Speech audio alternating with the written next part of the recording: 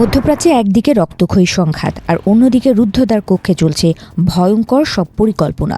New York টাইমসের এক বিস্ফোরক প্রতিবেদনে দাবি করা হয়েছে, খোদ সৌদি ক্রাউন প্রিন্স মোহাম্মদ বিন সালমান বা MBS মার্কিন প্রেসিডেন্ট ডোনাল্ড ট্রাম্পকে ইরানের বিরুদ্ধে যুদ্ধ চালিয়ে যাওয়ার জন্য প্রবল চাপ দিচ্ছেন। খবরটি যেন অনেকটা বিনা মেঘে বজ্রপাতের মতো। নিউ ইয়র্ক টাইমস বলছে, গত সপ্তাহে ট্রাম্পের সাথে একাধিকবার কথা বলেছেন সৌদি ক্রাউন প্রিন্স। লক্ষ্য একটাই, ইরান বিরোধী অভিযানকে কেবল জারি রাখা নয়, বরং তাকে চরম সীমায় নিয়ে যাওয়া। MBS-এর চোখে এই সংঘাত কেবল যুদ্ধ নয়, এটি পশ্চিম এশিয়াকে নিজের মতো করে সাজানোর এক ঐতিহাসিক সুযোগ। MBS কি তবে ইরানের পতন দেখতে চান? মার্কিন সূত্রগুলো দাবি করছে, প্রিন্স বিন সালমান ট্রাম্পকে বুঝিয়েছেন যে ইরান সরকার হলো উপসাগরীয় দেশগুলোর জন্য এক দীর্ঘমেয়াদী বিস্ফোরা, আর এই বিস্ফোরা উপড়ে ফেলার একমাত্র উপায় হলো সরাসরি তেহরানের মসনদ টলিয়ে দেয়া। তিনি চাইছেন আমেরিকা যেন ইরানের বর্তমান শাসন ব্যবস্থাকে সমূলে বিনাশ করে। যুদ্ধ কি এবার স্থলের দখলদারিত্বে গড়াবে?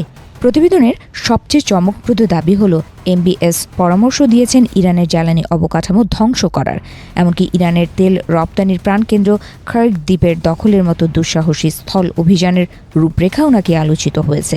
উদ্দেশ্য পরিষ্কার, ইরানের আর্থিক মেরুদণ্ড ভেঙে দিয়ে দেশটিকে পঙ্গু করে দেয়া।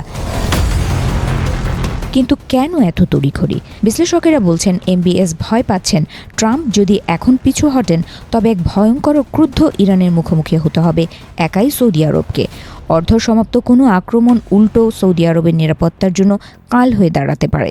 তখন হরমুজ প্রণালী বন্ধ করে দেওয়ার মতো মারণ কামড় দিতে পারে ইরান, যা হবে রিয়াদের জন্য দুঃস্বপ্ন। এদিকে রিয়াদের এই তৎপরতা নিয়ে মুখ খুলেছে তেহরান। সৌদি আরবে নিযুক্ত ইরানের রাষ্ট্রদূত আলী রেজা এনায়েতি রয়টার্সকে সাফ জানিয়ে দিয়েছেন, যদি আমেরিকা ইসরায়েলের এই আগ্রাসন চলতেই থাকে, তবে উপসাগরীয় দেশগুলোর সঙ্গে সম্পর্কের আমূল পরিবর্তন বা গুরুতর পুনর্বিবেচনা করবে ইরান। প্রতিবেশীর পিঠে ছুরি মারা যে সহ্য করা হবে না, সেই বার্তাই দিলেন তিনি। রাষ্ট্রদূত এনায়েতি ক্ষোভ উগরে দিয়ে বলেছেন, গত কয়েক দশক ধরে বিদেশি শক্তির ওপর এই যে অতি নির্ভরশীলতা, এটাই অঞ্চলের অশান্তির মূল কারণ। তিনি GCC-ভুক্ত দেশগুলোর সাথে ইরাক ও ইরানের ঘনিষ্ঠ সহযোগিতার ওপর জোর দিয়েছেন। বাইরের শক্তির ইশারায় না চলে নিজেদের সমস্যা নিজেরা মেটানোর আহ্বান জানিয়েছে তেহরান। সৌদি আরবের বিভিন্ন তেল ক্ষেত্রে সাম্প্রতিক হামলার দায় বরাবরই অস্বীকার করে আসছে ইরান। এনআইটির দাবি, ইরান যদি হামলা করত, তবে বুক ফুলিয়ে তা স্বীকার করত। তাদের লক্ষ্য কেবল মার্কিন ও ইসরায়েলি স্বার্থ। বরং তিনি দাবি করেছেন, সৌদি আরব যেন তাদের মাটি ইরানের বিরুদ্ধে ব্যবহার করতে না দেয়, সেই প্রতিশ্রুতি রক্ষা করা।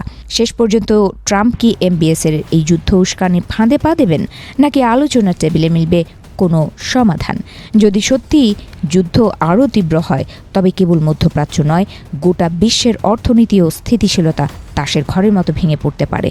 আপাতত দাবার বোর্ডে চাল দেয়া শেষ, এখন অপেক্ষা পরবর্তী বড় চালের।